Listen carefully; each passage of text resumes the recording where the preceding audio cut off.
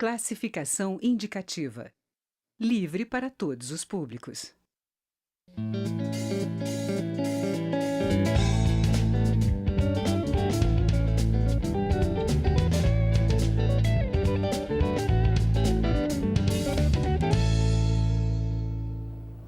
Olá! A Comissão de Educação da Câmara dos Deputados deu parecer favorável ao projeto de lei que institui o Exame Nacional de Avaliação do Magistério da Educação Básica. A professora Dorinha, do Democratas de Tocantins, foi a relatora do projeto na comissão. Eu sou Regina Assunção e o programa tem uma produção conjunta da TV e da Rádio Câmara. Bom, deputada, agora a avaliação não só dos alunos, mas também dos professores, dos docentes. Como é que está previsto isso nesse projeto? Bom, Regina, na verdade, essa avaliação, a proposta de professores, ela tem uma outra conotação. Eram vários projetos com naturezas diferenciadas, desde que um que propunha que todo concluinte da licenciatura fosse obrigado a fazer o exame de conclusão, porque já existe uma prova, mas só que ela é por amostragem. E outros que propunham, um outro projeto que propunha que fosse um exame para garantir evolução na carreira, que também tivesse pontuação e avaliação na carreira. A proposta de um exame de certificação, ou seja, apesar do professor concluir a licenciatura, estar apto para trabalhar em sala de aula, ele só poderia trabalhar se ele fosse certificado. Isso não é novidade, muitos países do mundo fazem assim. Seria como o exame da OAB, por exemplo? Seria como se fosse um exame da OAB para o exercício da profissão. O que eu tentei construir no texto, e esse texto foi aprovado por unanimidade, com apoio na época, inclusive da base do governo do PT, que tinha até um voto em separado, nós conseguimos construir um texto, primeiro, que procure resgatar o que tem de interessante no projeto, que é conhecer o perfil do professor.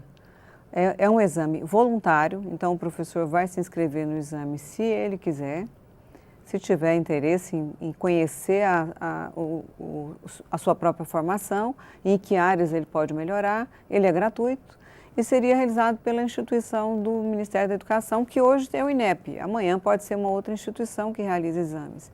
E a ideia é que essas avaliações, elas sejam feitas a cada 2 anos, mas para público diferente. Por exemplo, o professor que trabalha com criança, educação infantil, faria no ano de 2018. No ano de 2020, o INEP realizaria para os professores do 1º ao 5º, porque as habilidades e conhecimentos são diferentes. E a ideia também, na proposta do projeto, é que as universidades, instituições formadoras e os sistemas de ensino recebessem boletins informativos, não das pessoas, mas das condições que estão os professores. Olha, o seu professor de alfabetização tem determinados conhecimentos que ele apresenta uma lacuna, ele precisa ser melhorado na formação continuada. O conhecimento de língua portuguesa em determinada área, em determinado aspecto gramatical, tem refletido um baixo desempenho dos alunos porque seus professores não conhecem, não sabem esse conteúdo.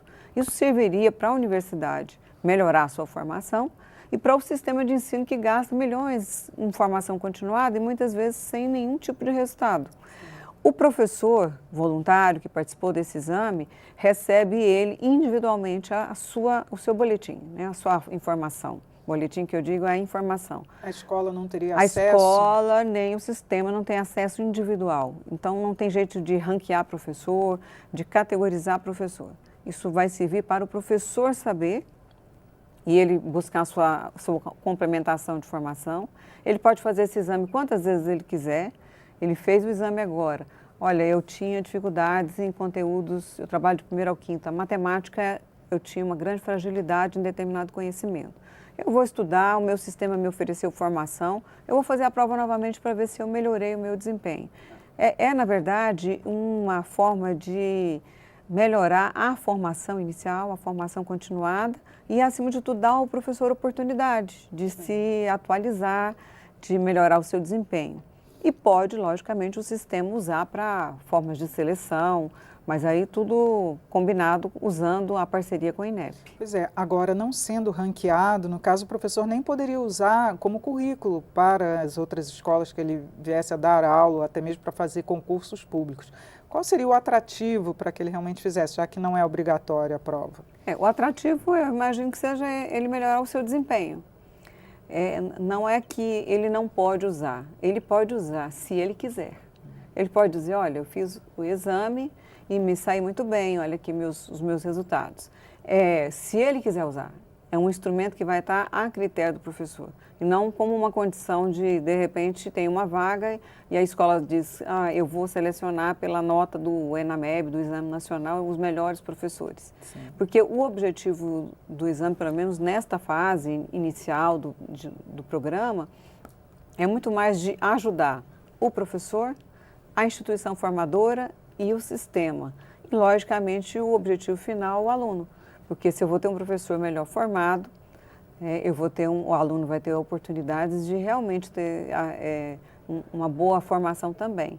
Infelizmente, muitos conteúdos que os alunos não sabem, quando o exame, a prova é feita, o IDEB é feito através do Prova Brasil ou o próprio Enem, o professor que deu aquela aula também não tinha o conhecimento. Ele passa por cima daquele conteúdo, ele trabalha às vezes de maneira inadequada. Esse não é o propósito neste momento. Se mais tarde o sistema entender que pode ser utilizado de uma outra forma, isso vai ser um outro momento da lei, um outro desenho. Agora, ainda assim, o país tem realidades bem diferentes, né, de região para região.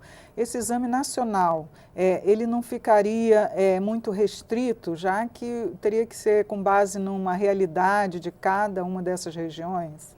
Olha, na verdade, não ficaria restrito porque as provas que os alunos fazem são nacionais.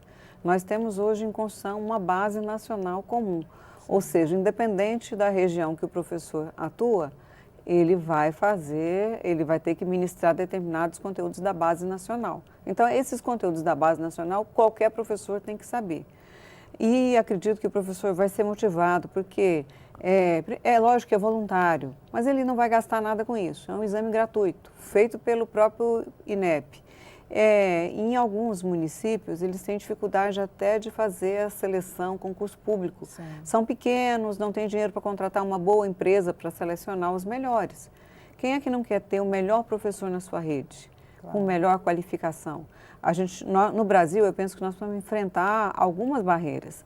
Eu luto pela valorização do professor, nós temos aqui uma bandeira e temos assegurado na lei a equiparação salarial do professor aos demais profissionais.